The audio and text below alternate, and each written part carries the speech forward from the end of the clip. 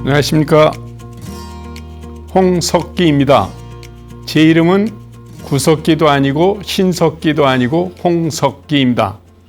제가 요즘 노래를 배우고 있습니다. 나로 바꾸자, 영원한 건 절대 없어, 어차피 넌 변했지, 사랑도 없어, 진실도 없어, 사랑 따위 말은 집어쳐, 오늘 밤은 삐딱하게. 할아버지, 그 가사가 틀렸잖아. 그랬어? 어떡하지? 아유, 노래를 배우려면 똑바로 배워. 알았어.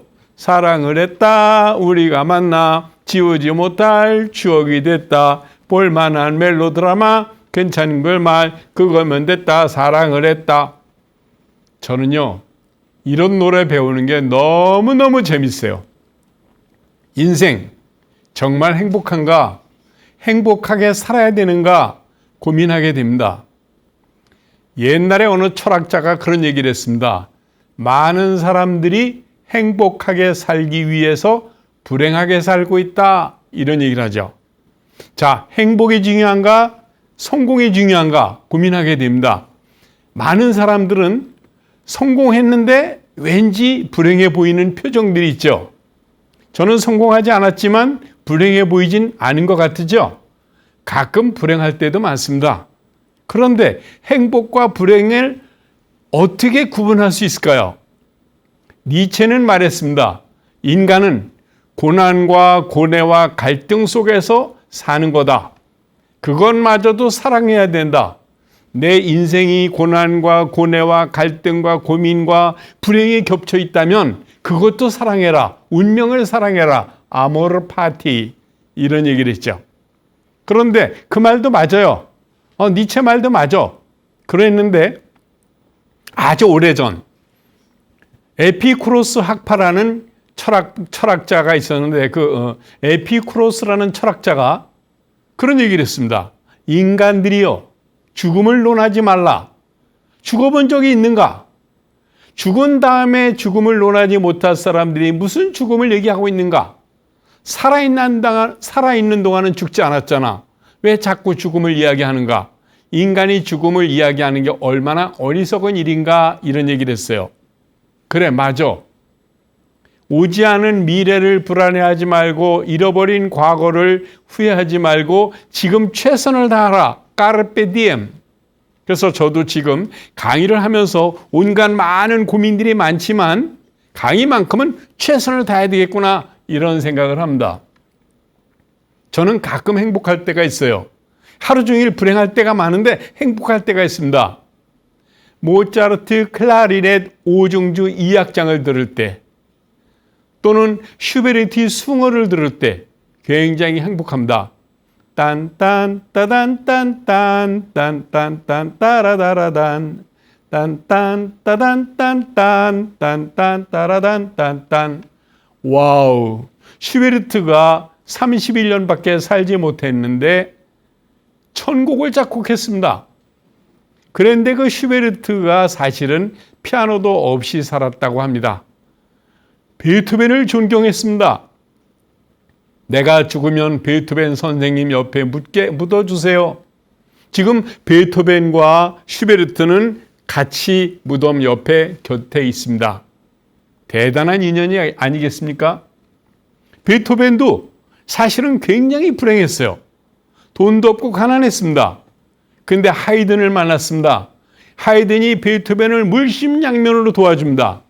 그러면서 베토벤이 귀가 멀었을 때 병원에 데리고 가서 하일리겐슈타트에 가서 요양을 해라, 그런 진단을 받았죠. 그래서 베토벤이 하일리겐슈타트에 와서 숲속에서 요양을 하면서 유서를 씁니다. 동생에게 편지를 씁니다. 요한 베토벤 아우야, 음악을 작곡하고 피아노를 치고 바이올린을 켜야 되는 내가 귀가 멀었으니 어떻게 인생을 살고 음악을 만들겠니? 나 같은 사람은 죽는 게 나아 하고 죽으려고 유서를 쓰고 매일매일 고민했습니다. 죽을까 말까 고민하다가 어느 날 결정합니다. 아니야, 나는 죽을 수가 없어. 귀 안 들린다고 음악을 작곡하지 못하나? 난 듣지 않아도 들을 수 있어. 보면 알잖아. I can hear without ear. 귀 없이도 들을 수 있어. 하고 27년을 더 살면서 작곡한 음악이 운명입니다. 딴딴딴딴 딴딴딴딴.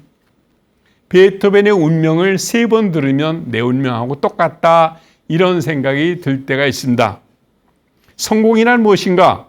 나폴레옹 힐은 얘기합니다. 성공이란 다른 사람의 권익을 침해하지 않으면서 내가 이루고 싶은 목표를 이루어 나가는 것.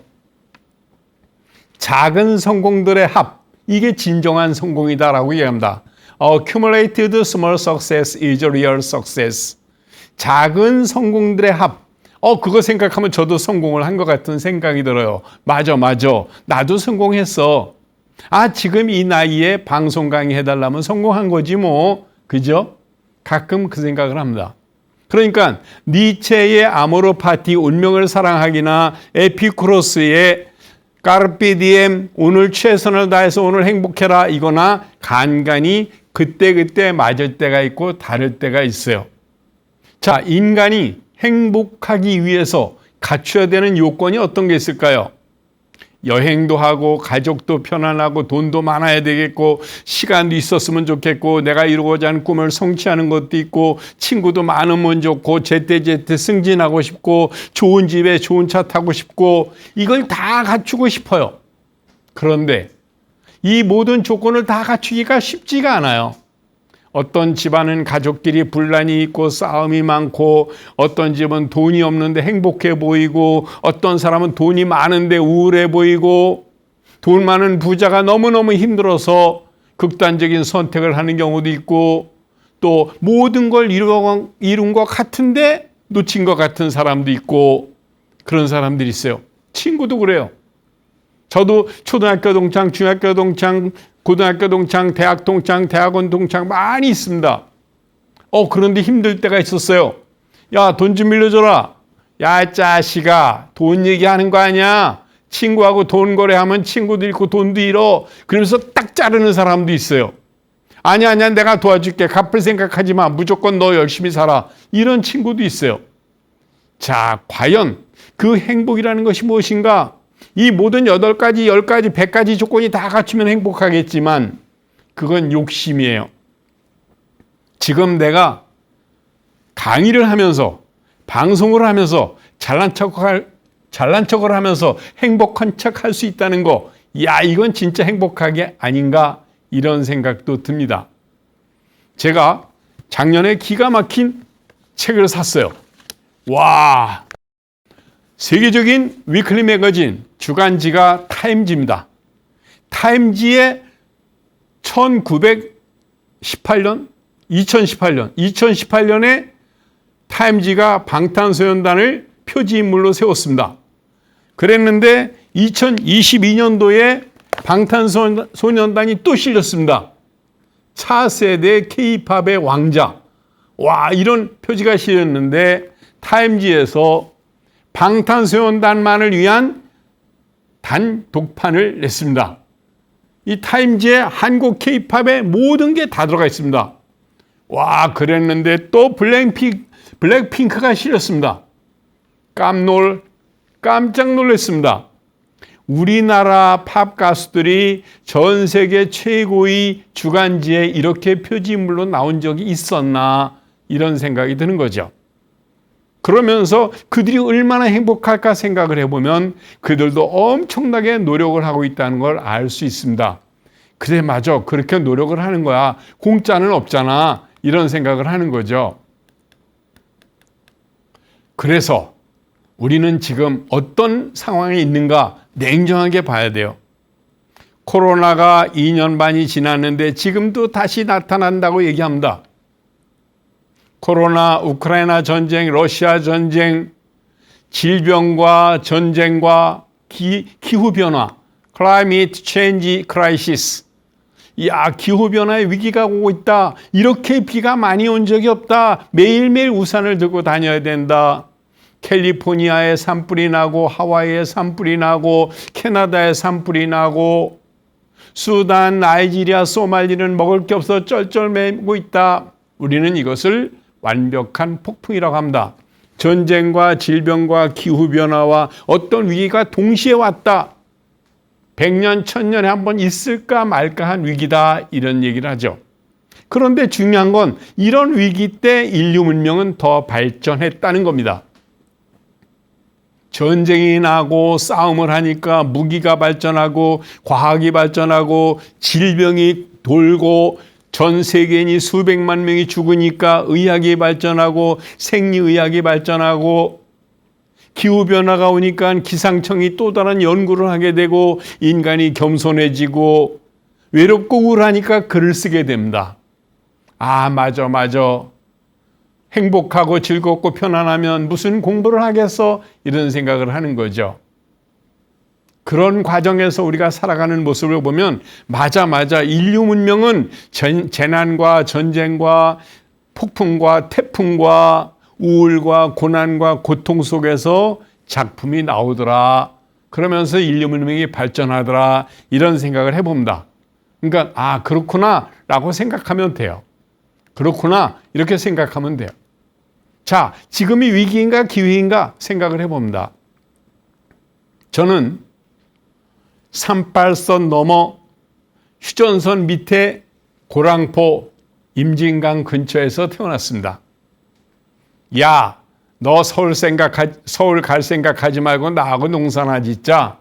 그러면서 콩밭 메고 볏짚 나르고 옥수수 따고 고추 따다가 결심했습니다. 아버지, 나 농사 안 줘. 그리고 서울로 도망을 왔습니다. 서울로 도망을 와서 공장에서 일을 하면서 공고를 졸업하고 자동차 공장 가서 피스톤 깎고 블랙 깎고 크랭크샤프트 깎으면서 선반 밀링 용접 프레스 이런 일을 하면서 한국 산업사회를 이끌었습니다.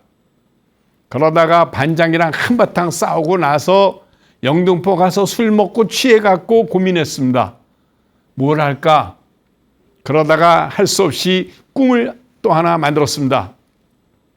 그리고 대학을 가서 컴퓨터를 공부했습니다. 코볼, 포트란, 어셈블러, 프로그램 짜고 시스템 분석하고 알고리즘 만들고 이랬는데 지금 인공지능 시대, 메타버스, 채트 GPT, 줌 강의 이런 게 또 막 생겨났습니다. 와, 제가 컴퓨터를 공부하는 우리나라 1세대입니다. 그런데 지금 우리 젊은 애들하고 저하고 얘기가 안 됩니다. 할아버지, 그 앱을 깔아. 앱을 깔고 제대로 활동을 해. 아이고, 할아버지 앱도 깔 줄 몰라. 그 넷플릭스 열어봐. 애플 깔아. 애플 BTV 깔고. 이러면서 잔소리를 합니다. 야, 세대 차이가 얼마나 많이 느껴지는지 모르겠어요. 그런데 그때 지금 고민이 생기는 겁니다. 맞아. 인간이 생각을 게을리하는구나. 사색을 하지 않고 검색만 하는 시대에 살고 있다고 하는 겁니다. 야, 빙으로 들어가면 채트 GPT 들어가면 메타버스 들어가면 다 나와. 책을 뭐하러 읽니? 요즘 누가 책 읽니? 이런 사람도 있어요. 그런데 읽는 사람들이 있어요. 와, 토요일날, 일요일날, 주말에 서점을 가보면 얼마나 사람들이 많은지 몰라요. 바글바글해요. 와, 어떤 책은 출판하자마자 10만 부, 20만 부 팔린대요. 제 거는 안 팔려서 화가 나요. 저도 코로나 왔을 때 우울하고 화가 나고 강의가 줄고 교육이 줄고 해서 소득이 주니까 분노가 치밀고 해가지고 마음을 달래려고 소설을 썼습니다. 야, 네가 소설 가냐? 쓰면 어때? 써보는 거지 하고 소설을 썼습니다. 그러면서 최근에는 또 다른 우리나라 교육 문제에 대한 비판서도 책을 썼습니다. 이렇게 책을 쓰고 소설을 쓰고 또 남의 책을 읽으면서 공부를 하게 되는 겁니다. 그러니까 생각을 해야 되는 거죠. 생각을 하는 것은 뭘까요? 지식이 아니고 경험과 지식을 엮어서 지혜를 만들어내면서 또 다른 창조적인 생각을 할 수 있는 기회가 올 수 있게 만드는 거라는 거죠. 많은 사람들이 생각하는 걸 게을러합니다. 제가 저 지방 도시에 농협, 주부대학, 기업체, 중소기업체 강의를 많이 갑니다. 강의를 가면 많은 사람들의 요구가 있어요. 선생님, 강의를요, 너무 어렵게 하지 마세요. 쉽고 재밌고 간단하게 하세요. 싫은데? 쉽고 재밌고 간단한 게 강의야? 개콘이지? 지금 뭐 나보고 유머, 개콘, 개그 이런 거 하라는 거야? 그거 아닌데?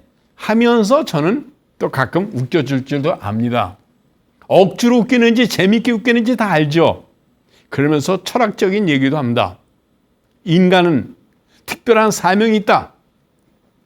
당신이 아무리 힘들고 어려워도 당신이 원하는 일을 제대로 잘해야 된다. 생각을 해야 되는 거다. 생각하지 않은 건 죄다. 이런 얘기를 했죠. 히틀러와 함께 유태인들 수백만 명을 죽인 괴벨스도 있고 아이만 교수도 있습니다. 아이만 박사가 재판정에 섰습니다. 미스터 아이만, 당신은 어쩐 일로 인하여 죄 없는 유태인을 그렇게 불구덩이 속에서 죽게 만들었는가? 아, 나는 잘못한 게 없어. 나는 시키는 대로만 했을 뿐이요. 난 대학 교수요. 아니, 어떻게 교수가 시키는 대로만 한단 말이요? 그러면 그게 내 직무인데 어떡합니까? 내 직무에 따라서 시키는 명령에 따라서 그 일을 했을 뿐이요. 나는 죄가 없소이다. 아닙니다. 미스터 아이만, 당신은 죄가 있어. 당신의 죄는 생각하지 않은 죄요. 그래서 당신을 사형에 처한다. 인간이 생각하지 않는 건 죄라는 겁니다. 그런데 코로나가 오고 기후변화로도 장마가 오고 산불이 나고 온 세상이 전쟁이 안 끝나고 하니까 아, 이제는 생각을 해야 될 시간이구나 이런 생각을 합니다. 제가 외신을 많이 봐요. 뉴욕타임즈, BBC, 파이낸셜 타임즈, 알자지라 신문 이런 걸 보는데 최근에 블랙스완이라는 걸그룹이 전 세계 최고라는 기사가 났습니다. 이 블랙스완이라는 검은 백조 걸그룹은 한국 여성, 한국 걸이 한 명도 없어요. 전부 외국인들이에요. 독일 사람, 브라질 사람, 페루 사람, 영국 사람, 일본 사람, 뭐 여러 나라 사람들이 같이 모여서 걸그룹을 만드는 거예요. 그 걸그룹을 만든 사람들이 한국말로 노래하는 겁니다. 와, 너무 재밌습니다. 제가 뉴욕에 공부를 하러 갔습니다. 회사에서 연수를 보내주러 가가지고 잠시 공부를 하게 됐습니다. 영어를 못해서 창피하고 미안했습니다. 미국, 중국, 일본, 스페인, 필리핀, 영국, 독일 이런 여러 나라 사람들이 같이 하는 강의실에서 저를 소개하게 됐습니다. I'm sorry I cannot speak English as you, but I want to express my opinion 하면서 영어를 못해서 미안하다는 말을 했습니다. 그랬더니 저 아프리카 케냐에서 온 조그만 까만 아가씨가 학생이 저한테 조언을 하는 겁니다. 폴 헝, 제 닉네임이 폴이었습니다. 폴, 너는 왜 영어를 잘하면서 영어를 못해서 미안하다는 말을 할 때마다 하니? 그냥 해. 너 정도면 그래도 잘하는 거야. 인생도 그래.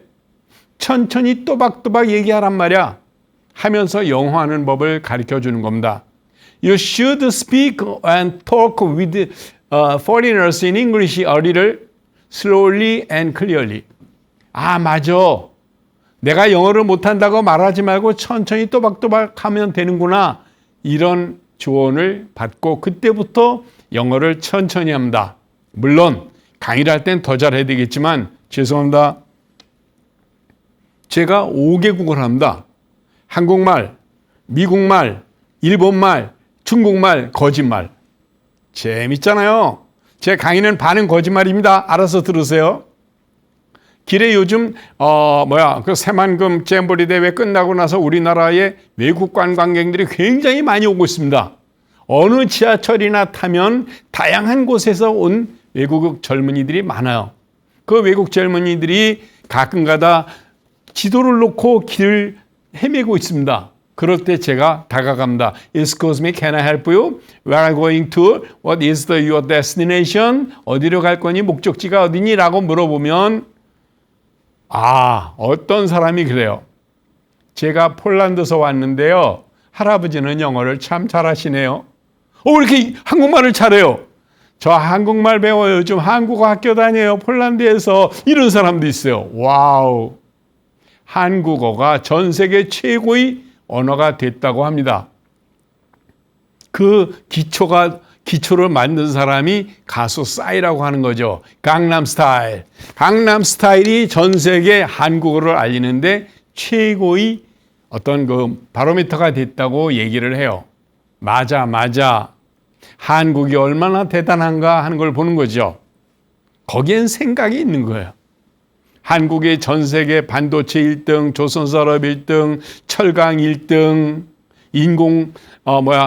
인조 대리석 세계 1등, 피스톤 1등, BTS, 오징어 게임, 미나리, 와, 대단합니다. 재작년에 영국 옥스퍼드 사전에 한국어 26개가 실렸어요. 어떤 단어들이 실렸을까요? 반찬, 막걸리, 쌈밥, 얼짱, 몸짱, 대박. 야, 이런 단어들이 옥스퍼드 사전에 실렸습니다. 대박 몰라. 무슨 뜻인지 몰라. 아, 지금 거시기 하네. 거시기 하잖아. 거시기가 온디야. 거시기가 뭐야? 아무도 몰라요. 거시기. 저도 몰라요. 이런 단어를 세종대왕이 만들어 주셨습니다. 저는요, 가끔가다 세종대왕을 다시 생각해요. 어떻게 한글을 이렇게 멋있게 만들어 주셨을까? 노르스름하다, 놀이끼리 하다, 누렇다, 누르스름하다, 센노라타, 놀이끼리 하다. 이거 영어로 못합니다. 스페인어, 불어 아무것도 못합니다. 파라타, 시퍼렇다, 푸르딩딩하다, 푸르스름하다, 세파라타, 시퍼렇다. 이거 영어로 못합니다. 재밌잖아요. 자, 우리는 이제 좀 더 깊이 있게 자존심을 세우고 프라이드를 갖고 자신감 있게 전 세계인들과 경쟁해도 될 때라고 생각을 합니다. 제가 신문 스크랩을 많이 합니다. 봉준호 감독, 막걸리, K-팝 이런 뉴스들이 매일매일 떴어요. 제가 막걸리를 참 좋아합니다. 제가 면역력이 없어갖고 우연히 막걸리를 먹게 됐는데, 막걸리를 마시게 됐는데, 이 막걸리가 전 세계에서 가장 오래된 면역 음료라고 합니다. 면역 음료라고 하면서 막걸리를 먹으면 좋은 점을 얘기하는 거예요. 선생님, 지금 연세가 몇이에요? 아이, 그런 나이를 왜 물어, 할아버지한테. 근데 피부가 아주 좋으시네요. 왜 그래요? 아, 내가 피부가 왜 좋은지 알아? 막걸리를 많이 마시니까 그렇지. 2병 이상 마신 적은 없어. 그런데 술도 원래 이게 몸에 맞아야 돼요. 바카스를 못 먹는 사람도 있어요. 얼굴이 빨개져 갖고 소주는 말도 못하지만. 그런데 저는 행복할 때가 있습니다. 파전에 막걸리 먹을 때 너무 행복하죠. 맥주에는 오징어 땅콩, 양주에는 과일, 그리고 소주에는 삼겹살. 재밌잖아요. 가끔가다 소주를 마시고 막걸리를 마시고 취한 척하고 과음은 안 합니다. 그러면서 살 수 있는 것이 얼마나 행복한가 생각하는 거죠. 예전에 시골에 방학 때 갑니다. 가서 일손을 도우러 갑니다. 그러면 아버지하고 같이 논을 매요. 옛날에 농약 나오기 전에 논에 풀을 막 뜯어요. 그럼 거머리가 올라옵니다. 거머리 안 떨어져요. 찰싹 때려. 이놈 거머리 막 뜯어내죠.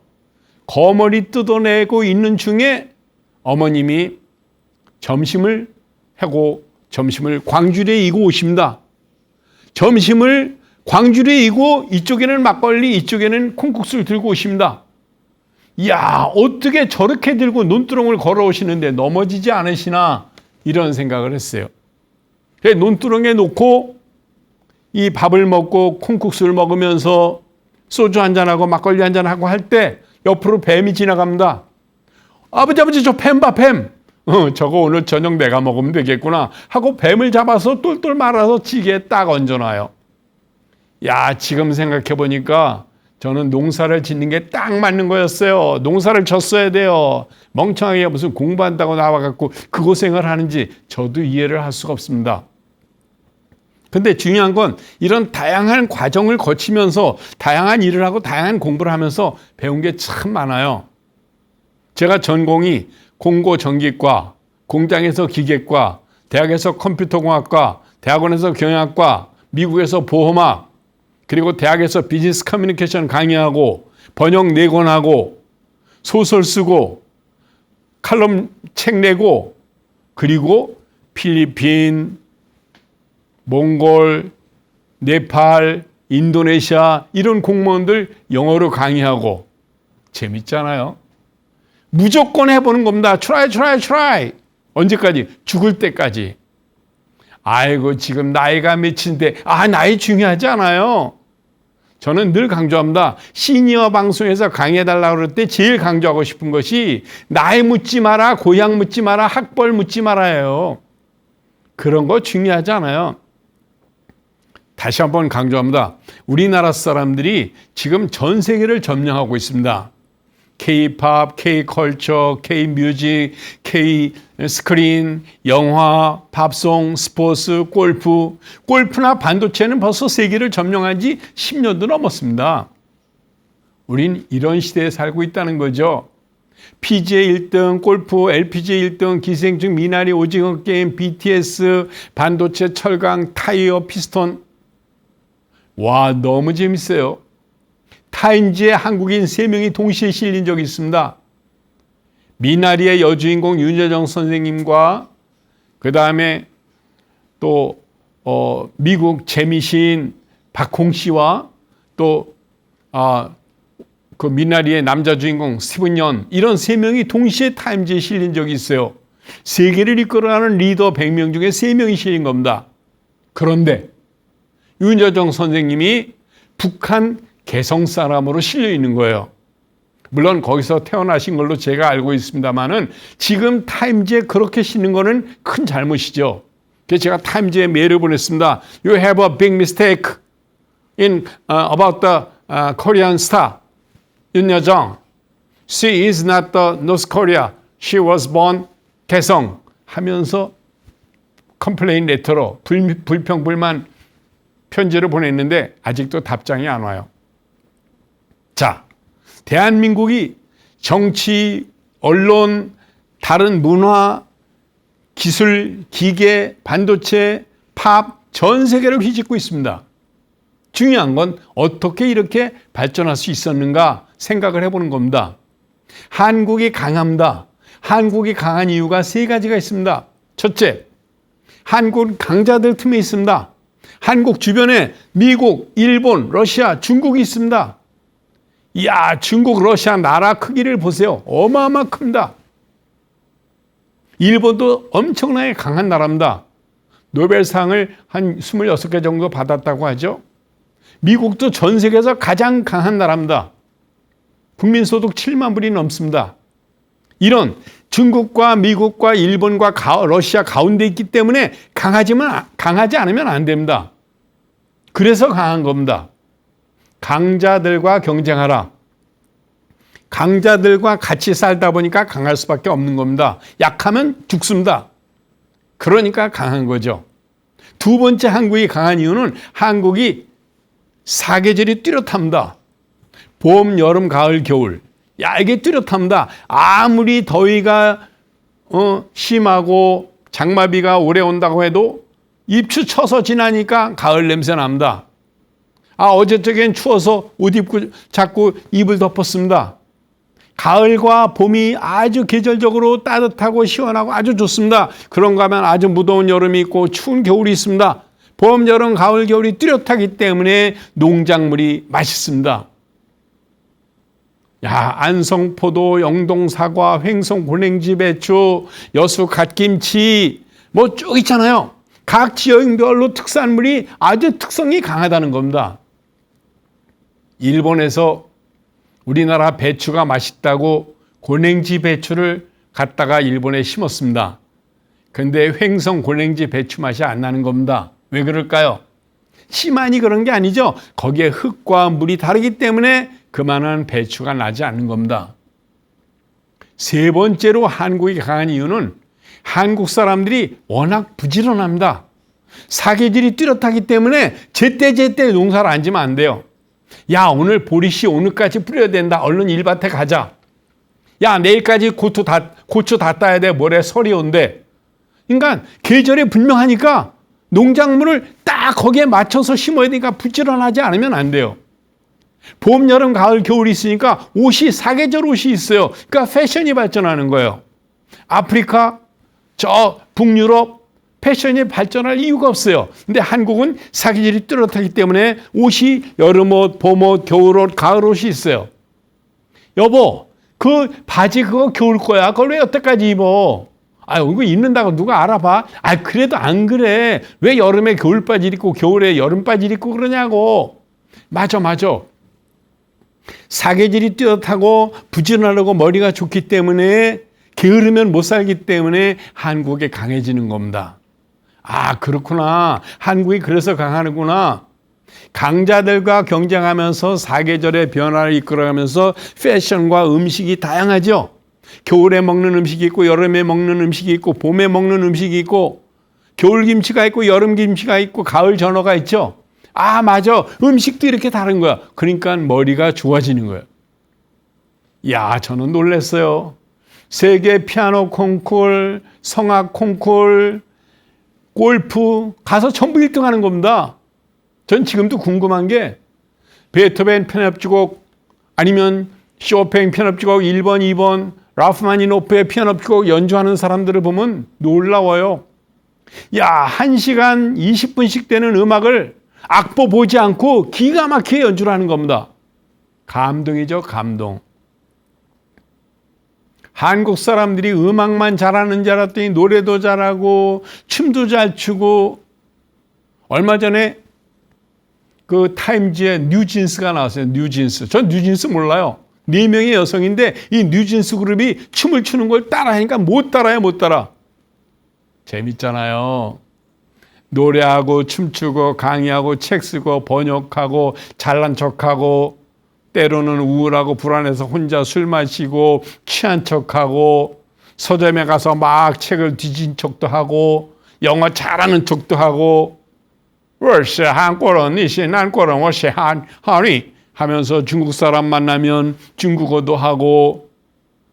요즘 라틴어 공부하고 있습니다. 중요한 건 우리나라가 이렇게 강한 나라가 돼가고 있다는 겁니다. 언제부터? 옛날부터. 한국은 엄청 강합니다. 작지만 강한 나라에 우리가 살고 있다는 것에 대해서 감사한 마음을 가져보자고요. 자, 무엇이 가치 있는 삶인가 생각해 보는 거예요. 제가 가장 고민하는 게 딱 하나의 질문입니다. 나는 강의하는 것만큼 살고 있는가? 강의하는 내용만큼 살고 있는가? 제가 강의하는 내용만큼 살지 못하고 창피하고 부끄럽기 때문에 강의를 하면서 양심의 가책을 느낄 때가 많아요. 그럼에도 불구하고 강의를 할 때는 열심히 합니다. 왜? 먹고 살려고. 먹고 살려고 열심히 하지만 갈등이 생길 때가 있어요. 이런 강의 꼭 해서 먹고 살아야 되나? 그때 쇼펜하우어가 얘기했습니다. 당신의 글을 읽는 독자와 청중들의 시간과 돈을 아깝지 않게 하라. 그들의 시간과 돈을 아깝지 않게 하라. 제 강의를 들은 분들이 강의를 들으면서 단 5분, 10분이라도 그들의 시간이 아깝지 않게 하라. 그러므로 강의를 잘해야 된다. 이런 얘기겠죠. 그게 사명감이에요. 예전에 독일의 요한 피테라는 학자가 있었습니다. 요한 피테는 너무너무 가난해서 몇 번씩 죽으려고 했는데 귀인의 도움을 받아서 예나 대학을 졸업하고 베를린 대학교 총장까지 됐습니다. 그런데 2차 세계대전이 났죠. 프랑스가 독일을 점령했습니다. 그때 프랑스 경찰의 감시를 받으면서 독일 사람들을 모아놓고 강의를 합니다. 독일은 세계 최고의 민족이다. 세계 최고의 게르만 민족이다. BMW, 아우디, 벤츠, 폭스바겐, 모차르트, 베토벤, 바하, 브람스, 그리고 니체, 칸트, 헤겔. 괴테 60년 동안 파우스트 시극을 쓴 사람. 이런 사람들을 생각하면서 독일은 세계 최고의 국가다. 이대로 망할 수 없다. 강의를 하면서 쓴 책이 독일 국민에게 고함이라는 세계적인 명저입니다. 그 책을 쓴 요한 비테가 얘기합니다. 당신이 교육자라면, 강사라면, 학자라면 어떠한 이유와 상황에도 불구하고 최선을 다하라. 그건 당신의 사명이다. 그게 가치 있는 일이다. 이런 얘기를 하는 겁니다. 제가 지금도 후회하는 게 예전에 시흥소아리에서 자동차 공장에서 일할 때 그때 광명시 철산이 땅을 사고 대학을 가지 말았어야 되는 거예요. 그게 제일 후회가 돼요. 그때 대학을 가지 말고 한 평에 200원 하는 그 철산이 소아리 광명시에 배추밭을 샀으면 전 지금 시니어 방송에서 강의 안 해요. 엄청 100층짜리 빌딩 띄고 잘 살죠. 왜 이러고 사나 하고 후회할 때가 많습니다. 그럼에도 불구하고 제 강의를 5명만 들어준다면, 제 강의를 10명만 들어준다면, 제 강의를 듣고 누군가 좋은 도움이 될 수 있다면 나는 살아갈 가치가 있다. 그게 사명론이죠. 세계 최고의 의성 히포크라테스의 선서가 있습니다. 히포크라테스는 세계 최초의 최고의 의사라고 알려져 있죠. 가끔 힘들 때 히포크라테스 선서를 읽어요. 나는 인간의 병을 다루는 의사로서 여업에 종사함에 있어 평생 인류 의학 발전에 기여하겠노라. 죽는 날까지 최선을 다하여 의학을 연구하고 인간의 건강과 행복을 추구하겠노라. 환자로부터 들은 비밀을 무덤까지 가져가겠노라. 훌륭한 의사는 아플 권리가 없다. 전 그런 책을 읽고 히포크라테스의 선서를 암기하면서 다시 제 직업에 대한 가치와 사명을 생각합니다. 아, 강의를 잘해야 되겠구나. 강의를 잘해야지 먹고 사는 거지만 먹고 사는 그 이상의 또 다른 가치가 있구나. 그 이상의 의무가 있고 사명이 있구나. 이런 생각을 하는 거죠. 아버지, 그거 대충 해요. 아이, 고추 그거 뭐 얼마 된다고 고추밭에 약을 뿌리고 풀을 뽑고 그래요. 적당히 해요. 하나나 못하나 마찬가지야. 이놈아, 이 사람아 그래도 우리 고추를 사다 먹는 사람들이 우리 홍신의 고추가 좋아. 이런 말을 들어야지 친구야. 그렇게 막 하면 돼. 맞아. 그래요. 고추를 따든 배추를 심든 뭐 보리를 베든 밀을 베든 항상 최선을 다해야 되는구나. 이런 생각을 하게 되는 거죠. 그래서 저는 늘 강조합니다. 강의를 하든 구두를 닦든 청소를 하든 밀링으로 피스톤을 깎든 크랭크 샤프트를 깎든 최선을 다하라. 그건 소명이다, 사명이다 이런 생각을 하는 겁니다. 자, 되면 되고 말면 말고 이게 아니라는 거죠. 우리가 이왕이면 가치 있고 의미 있게 잘 살아야 된다는 거예요. 그래서 저는 가끔가다 그 생각을 합니다. 젊은이들에게, 시니어분들에게, 어른들에게 늘 강조하는 것이 대충 살지 마라. 열심히 살아. 언제까지? 죽을 때까지. 제가 서점에 갔는데 얼마 전에 갔더니 어떤 80이 넘으신 어른이 바닥에 앉아서 책을 읽고 있어요. 아니, 혹시 이 장관님 아니세요? 나요. 누구요? 그 모임에 총무했던 홍석기 사무총장입니다. 아, 그래요. 오래간만이구만. 여기 어연일이요. 아유, 책 사러 왔죠. 근데 어르신은 왜 여기 계세요? 내가 요즘 그냥 궁금해서 요즘 어떻게 세상이 돌아가나 책 사러 왔어. 아, 지금 연세가 어떻게 되세요? 아, 90둘이야. 90둘 대신 장관을 역임하신 분께서 서점에 와서 바닥에서 책을 읽고 있는 겁니다. 아니, 그 왜 바닥에 앉아 계세요? 아, 옛날엔 여기 의자도 있고 책상도 있었는데 요즘은 다 치웠어. 코로나라고. 아, 그렇다고 거기 앉아서 읽으세요. 언제 집에 가실 거예요? 금방 기사가 오고 있어. 걱정하지 말고 볼일 봐. 어느 지역의 시장을 지내시고 장관을 지내신 분이 서점에 와서 바닥에 앉아서 책을 읽고 계신 겁니다. 90이 넘으신 어른이. 아, respect you.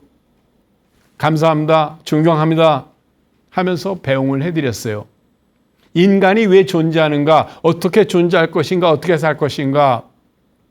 무엇이든지 최선을 다하라.